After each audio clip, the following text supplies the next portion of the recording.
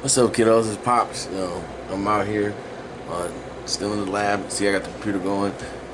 YouTube, trying to upload the videos. It's like 60%. Something. I only got like 2 more to upload, and I'll be all caught up with stuff. And then I'm gonna do it. Figure out my, what dates and stuff I'll upload. But yeah, I'm just feeling blessed. Just got done cleaning up, doing the dishes and stuff from the church that donated the turkey and stuff, So yeah, I wrote down how to cook it, look it up and stuff. And Pop's gonna do that. But man, I got my poetry folder up, got my shirt on, Fathers Free from Meth Project, See? But anyways, Pop's got I've been writing poetry, right? So I got like all these poems, right? These are exclusive, never heard before, But I haven't listened to any of my old ones, man. And I've been listening to a lot of NF and a lot of music. I get inspired all the time. That's why I write. But I want to share, before just my vocals and stuff. And like, I'll be honest. I've never. When I was a shorty, I read my poem on. When I was a kid, I read my poem on stage. At the what's it called? Was it Long Center or something? Yeah, I think it's called the Long Center or something. When I was a kid. Poetry contest. Actually, I've been in a couple poetry contests when I was a kid. I wrote one about my grandfather, and I wrote one about Elvis Presley. But yeah. So, but I just want to kind of share like it's kind of from the books I wrote and stuff, from the poetry. These are all written from. I wrote all these poems when I was in the penitentiary, but they're still part of my book. Still, part of the whole. That's what these books are over here. My poems are in here, but I want to share them with you, And so so you can. It's different when you read them, and then when you hear them, and as crazy as it may sound, I think I'd be a little nervous, a little shy to do my poems on stage at this time. When I was a shorty, I don't remember how I felt, but. I remember, like, yeah. So, but anyways, okay, I'll stop rambling and I'll share a couple of my favorites. This one's called Dedication. You feel me? So let's see.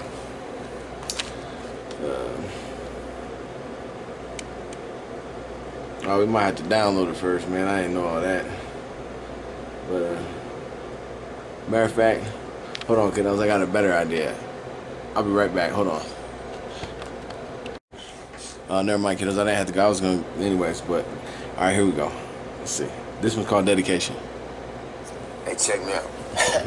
Just because I live a dysfunctional lifestyle doesn't mean I can't make my life all the more wild. Believe me when I say I had a desire to change. Every goal that I have is in reach, it's in range. See, my mentality determines my reality. If I can believe it, then I can achieve it. If I fall, if I struggle, so what, so be it. But I'll never give up. Success, I need it. See, I be forgetting sometimes. So what if I had to put in blood, tears, and perspiration? My sole inspiration was built on the foundation of dedication. In the end, I gained self-gratification. Man, who cares if you doubt me?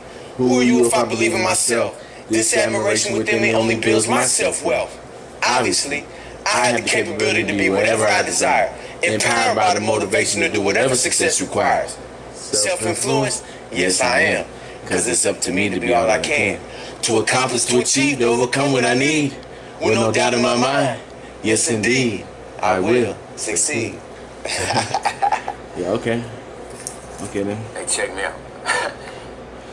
Alright, so that one's dedicated. Let's see what else we got. Hey, so I got this one, right? Let me see. This one's pretty cool. This one's called The Bottle Voice, right? So instead of the wino, the alcoholic talking to the bottle of liquor, this is the bottle of liquor talking to the wino. It's like, I don't know. I just kind of remember, I had this vision of my dad was alcoholic and he took his life when I was 11. So I had this vision, just someone, the people that I've never been alcoholic, I don't understand it, but I know what it feels like to be a junkie. So when I see somebody, at the bar and they got a bottle, I can go there and take a drink and be done, and be cool, but other people can't, and I get it. So I know they be battling with that bottle. So this one's called The Bottle Voice, man. It's one of my favorites. Kind of corny, but check me out. Tell me what you think. And yeah, and then I see a couple more in here, and I'll take you to my favorite one. I won't bore you with all my poems and stuff, but I just want to give I just want to kind of share with you. Here we go. Why'd you just abandon me after all that we've been through? Will you please explain such negligence, what I do or didn't do? Every morning was prepared the same, yes, after years it became routine. That you picked me up and hold me tight, you used to love me, or so it seemed. Not a day went by that I recall where I didn't put up with your shit. Your lies, your cries, your pity ways, and this is the thanks I get. It was I who eased your mind, so where's the thanks for release of pain? What happened to our friendship, friend? I feel like us all went down the drain. So why'd you have to lie to me? You said you'd never leave. I remember when you begged for me like a senseless wino fiend. Never did I leave your side throughout the blood, the sweat, the tears. I made you strong when you was weak, I took away your hidden fears. Liquid courage that said at least through me your emotions poured. Your darkest secrets I chose to hear, I liberated your inner core. I picked you up when you were down, I was there when you was lost. It's not my fault you paid the price no one said it wouldn't cost. It's you who chose to extend our bond from that of casual use. I never asked to be victimized, it was I who you abused. So why blame me for the choice you made? I've been nothing but your friend. Just pick me up, give me one more chance. Let's be friends, let's make amends. I must admit I miss old times. Yes, I'm yearning for your lips. So I ask, do you miss me too? Do you yearn for one more sip? I like that. Why'd you just abandon me? I like that, so yeah. And then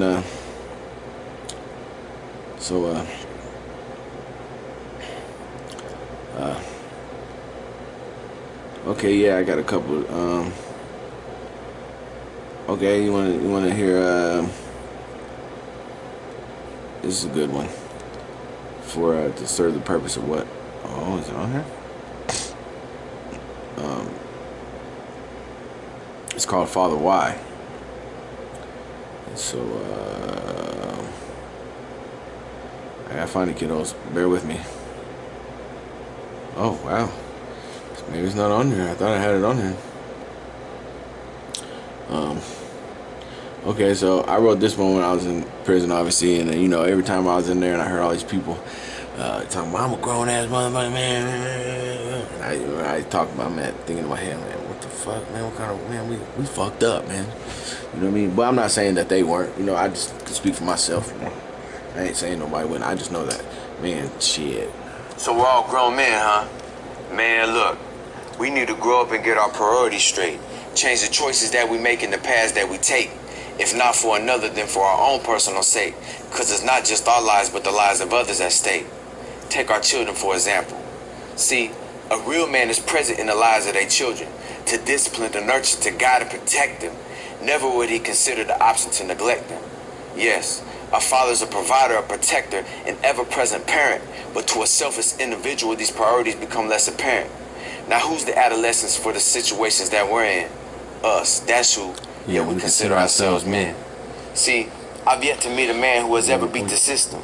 Point to ponder, why not abide by the laws of the world in which we live in? See, everything is governed by boundaries and stipulations. Yet we so-called men try to bend them through our own manipulation. Why? It's our own irrational thinking influenced by our mental immaturity. So we must accept change with true sincerity in order to regain mental purity. Here's a few things to consider. Honesty, integrity, love, and compassion. Now ask yourself, which one do I lack in? You can lie to me and you can lie to him, but you can't lie to yourself, for trying to do so only decreases your self-wealth. By admitting what you lack in your form and accountability, through this acceptance and humility, you're taking responsibility. So admit your faults and fix your flaws, for there's not a man who's perfect nor a man who knows it all. Yes, even a grown man has room to grow. For it's guaranteed there's something he doesn't know. Consider learning as a process, something we'll never fully grasp, but it's adamant that we learn from the lessons of our past. Remember, a man is not defined by what he knows, but how he grows. So mature into the man who's worth the rest of us to know. For a real man handles the responsibilities that the law of life requires. In doing so, he becomes the man that the next man will admire. I like that. This little, just, so I was a little reflection, you know what I mean? Thank y'all for being with me in the Poet's Lounge, kiddo, Okay, now so check this out. So I wrote this about my addiction. This is a cool poem. This is called Life's a Trip, right? Check this out. This is one of my favorites too. Okay, this is called Life's a Trip. I just seen it too. So yeah. So this one's about, there's three people in the they're talking about three people in the poem. Me, Myself, and I. You get it. Here it goes. It's called Life is a Trip. So, hold on, man. Open with. Oh, man. No, open it. Life's a trip. Okay. Once upon a time, I was on this trip, right? And let me tell you what an adventure it was. There was 3 of us all cooped up in the old school Delta, riding dangerous and dirty like we down with Helter Skelter. It was some guy named me, some nobody named myself, and then of course I, right? So anyways, we cruising and shit trying to avoid the uniformed men and his canine companion named Ren 1010. You see, I like to lay low like a lack on 4 flats, but that's hard to do with me in the back banging dope like it's rap. The only tune I hear is myself saying, pump your brakes, gym shoes, we headed for a trap. By this time, he already hired in the kite on Cloud 9 without the hype from Skype. It's no more Delta 88 over here, partner. We're on Delta Airlines now, sucker. Quick, fast, and in a hurry to get to my stash. I weave in and out of traffic, careful not to crash. Hard pacing and speed racing, I proceed down a congested road of construction, dodging pitfalls and potholes when I'm confronted by a roadblock on this path to destruction. As I look into the rear view, I hear myself say, hey, homie, turn around. I just saw a sign saying we're approaching the avenue of Hellbound. Hellbound or heaven sent, it don't matter to me. He just wants to get as high as some Superman named Clark Kent. With that being said, I said, shut up, pussy. You wasn't scared when you decided to ride out. So if you ain't down, then jump out, because we ain't trying to hear what you crying about. Shit, we finna make it to the stash, partner, no doubt. Now shut up, sit back, and pout. Just then, I popped the clutch and hit the gas. The clutch, huh? Okay. A Delta ain't got no clutch, but it's my story, so I can say what I want. So like I said, I popped the clutch, hit the gas, and watched time pass and the engine rev fast, while I smiled and laughed and looked back and told myself to kiss my ass. That's when I hear me say, fuck kissing the caboose, I'm ready to get loose, so take us to the stash so I can get my juice. After barging through the barricade, it becomes obvious to everyone that we are now on a fast and speedy trip, straight to death or incarceration. And let me tell you, this ain't no stretch of the imagination. Ain't no more first class over here, partner. It's nothing more than I at the back of the bus cruising along Route 666, all in an effort to get my next fix. That's right, sucker. We in the fast lane, speeding balls, but it doesn't last. As I pass the exit of sobriety, I instantly become powerless and lose all control of the vehicle I was embodied in. Completely helpless, I then suddenly attempt one last effort to avoid the crash, but it's of no use because before I knew it, smash. Shaken, rattled, and rolled, and let me tell you, this trip wasn't worth the stroll. Myself didn't make it, and neither did me. But I did. Talk about overcoming obstacles. The grief associated with such a loss took a toll on my psychology, but what could I expect when I was the test dummy on a crash course in methology?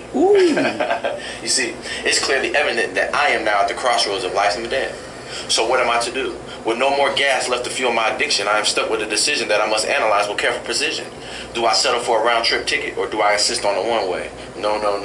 No way do I want a round trip. Shit, that would bring us right back to this bitch, right? Right where I started, right? Right. No 360s here, man. I didn't want to start back at square one, so I chose to jump the gun and just run. Where am I going? From point A to point B, where I can sightsee for free and not flee. That's right, I chose the U-turn equivalent to 180 degrees. As I blissfully stroll down the yellow brick road of sobriety, I am amazed at the peace, joy, love, and serenity that overshadows the vicinity. Come on, man. Oh yes, this is much more comforting and promising than that of my previous trek. I must admit that I'm anxious to find out what my future holds next. Come on. Now that I'm on the road to recovery, I believe I may make a pit stop at the Love Shack on Happiness Boulevard. Come on. I'm entitled to do so now. After all, I do have my clean and sober sobriety membership card. So what if I'm a recovering addict with a once tarnished reputation? I know where I'm headed to now, partner. That's right. The pinnacle of success is my final destination. Come on, man. Come on, kiddos. Plus, when we play, that's what I do. I love to write, man. And so, yeah, man, kiddos, man. So I also write. It's called flash fiction, right? Like short stories and stuff, and that's like this book right here. This one, right? So I like to do like that type of stuff, right? So yeah, this one's called Life in the Fast Lane. So, you know, with flash fiction, the way I was, taught to, it was like it's written out of irony, or like there's like a twist at the end, you know, and it's like a short story, compiled of like, 500, I think, to 1,000 words or something like that, less than 500 words or 1,000. Anyway, so this goes pretty fast, but it's called Life in the Fast Lane. So this one's written out of a twist. So how about that? Life in the fast lane. The speedometer on the dashboard read 120. I was destined and determined to get away. No way was I going to allow the police car chasing me to catch me. I was willing to die rather than be apprehended. I hit the approaching corner at about 80 miles an hour, fishtailing the 69 Camaro I was muscling. Pedestrians on the corner of 52nd and St. John's were scattered for cover as I nearly hit a group of bystanders crossing the street. I regained control of the 450 horsepower monster just as the tires were burning rubber into the ozone. St. John's Boulevard was about 10 miles from the 410 freeway. All I had to do was make it there, and I knew I could leave this pig in the dust. The boulevard was lined with Spanish bodegas and tiendas extinguishing the aroma of Mexican delicacies. The day was bright and sunny and around 90 degrees Fahrenheit. A perfect day to be at the beach, but instead I was running from the police in a stolen car. As I looked into the rearview mirror, I could see the police car still behind me. Shit, I said, I got to lose this motherfucker. I reached onto the passenger seat and picked up the .45 automatic and blasted 5 shots behind me toward the police car. Bang, bang, bang, bang, bang. I could see that his windshield shattered, but the bitch was still on my tail. He wasn't giving up. I proceeded to weave in and out of traffic at a high rate of speed, nearly hitting several cars in the process. I ran through several more stoplights and intersections, all the while listening to the police sirens well over the Chevy's engine. Fuck, I said, I got to shake this bitch.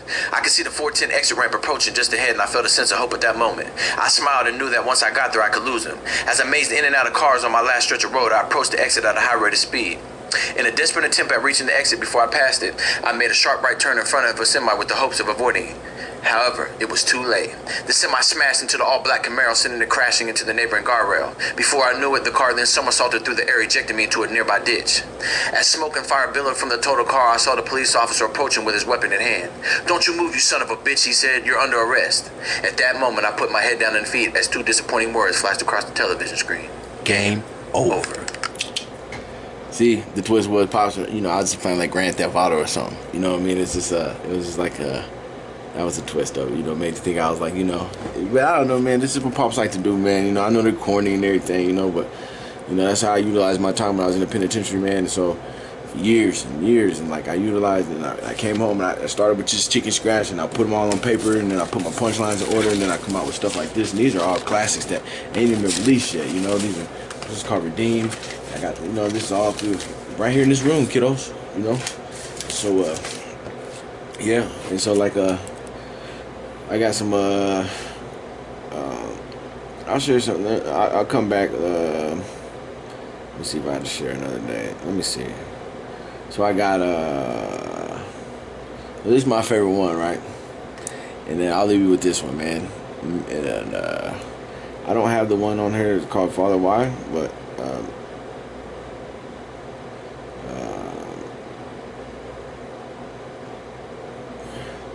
so yeah. This is called Copy of the Unknown. This is my favorite one that I've ever wrote. And I asked everybody, if people just listen. Who would have ever thought that I'd be trapped in a place like this? A place so miserable, a place so dark and cold and so unpredictable. How could it be that I'm trapped in a place that's so out of control, yet I have absolutely no control? Do this, do that, go here, go there. These are the things that I constantly hear. So what do? I listen.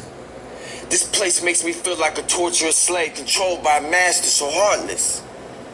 Why is it that I'm trapped in a place that's so inconsiderate and numb to all feeling? Why is it that I'm trapped in a place that shows no emotion, no empathy, or no compassion for the next man? This is a place where it's every man for himself. Wait a minute. This is a place where no other man exists. This place is a resort of isolation. In fact, this place is so remote that it's not known to any other man. You see, I have lived in this place for the last 30 years of my life, and I have yet to figure out just how much longer that I must dwell here. I have yet to comprehend my reason for existence in a place with no understanding, a place with no purpose, in a place with no fucking conscience. All right, so like, who would have ever thought? So like, where that's my favorite one, right? And so like, when I'm like, where am I at? And people are like, oh man, you was in prison. Yeah, right here. You feel me? That's what it's about, man. It's just me being a prisoner of my mind, and yeah, man. And so at that time, I was 30 years old. So yeah. But this one right here, I look back and when I wrote this, and this is called this is kind of funny, you know. It's called Keep Coming Back. It's about addiction. And so this is you'll hear in there I'll explain afterwards. Let's listen first. This is good reflection, yeah. Good reflection for me, man. It inspires me to keep writing. Precocious as a child, Well advanced in my upbringing. Slipped and bumped my head, lost the conscience to my well-being. For years and years and years, I've been an addict with a habit. Didn't matter what it was, a drug's a drug, I had to have it. Hallucinating drugs, what a trip, I called it sightseeing. Running from my demons, the paranoia had me fleeing. I tried to ease my mind by smoking blunts or Reggie Bush, but I needed something louder, so I settled for the kush. From coke to meth to heroin lines, I dipped and dabbled with different powders. That coke would have me sneeze, I chew, but don't bless me, bless you, I'm cool. I'm an extremist to the fullest, so I pushed it to the limit. Upgraded the needle form, but I wasn't insulin dependent. Get it? Twice to be exact, once heroin, the other coke. Not a fan of the needle way, so it never got my vote. Crack cocaine was a waste of time unless I puked off initial blast. Crystal meth I preferred much more, the high was better, it seemed to last. Staring into outer space, you swear I lost my mind. Stuck like Chuck in the midst of time, but to me I felt just fine. Power nap for a boost of strength, it was hardly ever that I slept. My addiction was on the wraps, I thought, but it was more or less just quiet kept. Wasn't much of a heavy eater, my appetite was a stem fast diet. I thought I hid my addiction well, but my weight loss just couldn't keep quiet. I won't tell if you won't tell, my addiction was a form of blackmail. You see, it exposed me to the worst degree as loyalty was straight betrayal. I must admit I love to hide, but I rather hated coming down. So I kicked my habit and gave it up, I turned my life around. No longer am I hooked on drugs, but I'm done conversing, I got to quit. Why? Because the talk of a sudden relapse friend just gave me the fucking shits. Alright, so where I was going, the reflection on that one is when I was at that time, obviously I only had I remember I only had tried the needle twice in my life, and once was coke and once it was heroin, and yeah. So anyways, and I didn't like either one of them. So I'm blessed. At that time, I was blessed, you know, to reflection, and then unfortunately I came home and I shot up meth and it was history. But yeah, and now I'm clean. Yeah, God is great, man, and so yeah. So let me see what else I got, man. I don't know. I'm trying to think. What else I got on here that I don't know. I don't want to bore you kiddos, man, but so listen, man. I'm gonna get off here, you know, get some more work done. I'm feeling inspired to write and stuff. I'll probably take a smoke break. It just inspires me, man. I just get so creative when I don't know. Just I'm not promoting smoking. I'm just saying, fuck dope though. We can promote that, baby. But yeah, man. I like this new thing. So I gotta make this out. It says, fuck dope, also hope. Pretty cool, huh? Those are my new schedule, classes and stuff. Kiddos, I had to drop classes. I had to drop a couple of classes, and now I'm signed up for psychology 101. I'm signed up for communications, and I'm signed up for psychology 101 and for social work. So yeah, pops out. We grinding. You feel me? You gotta bring awareness. You feel me? You can't just sit around and be content and just accept our situation as okay, you know. Ah man, fuck that shit. But sorry, kiddos. I'm Pop's working on his custom, man. Yeah, man. So yeah, kiddos, I love you, man. Listen, Pop's got his look, Pop's got his turkey in the right here. They gave me that little thing too, but it came in this. That's pretty awesome, huh? I got the stuff over there. I'm gonna look up all that stuff, how you make it. Pop's got his little stuff up here, and yeah, man, I'm gonna have a good Thanksgiving. Oh look, Pop's over here. You know I'm in the lab. You know I got some in the lab. Hang on. Pop's got a lot of bathtub like that, so I can paint and stuff, you know. But that's just what Pops do, man. I just uploaded. Oh, sorry, man, my camera. I just uploaded.